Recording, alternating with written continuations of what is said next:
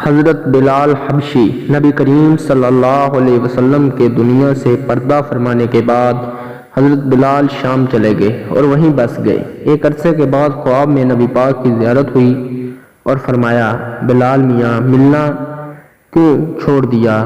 آنکھ کھلتے ہی مدینہ کے لیے روانہ ہو گئے۔ کئی دن کی مسافت کے بعد مدینہ منورہ پہنچے، مسجد میں حاضری دی اور روضہ رسول پر پہنچے، وہیں بے ہوش ہو کر گر پڑے۔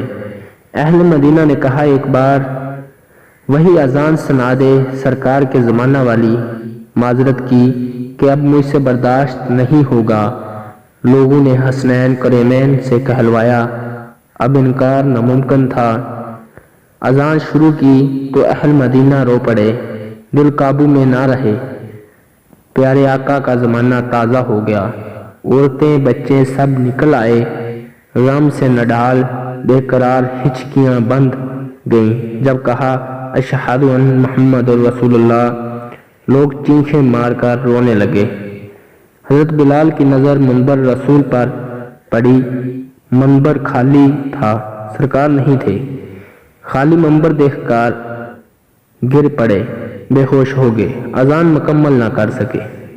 ہوش میں آئے تو اٹھے اور روتے ہوئے شام کی طرف روانہ ہو گئے۔ یا اللہ ان جیسی محبت بھی ہمارے دلوں میں بھر دے، آمین۔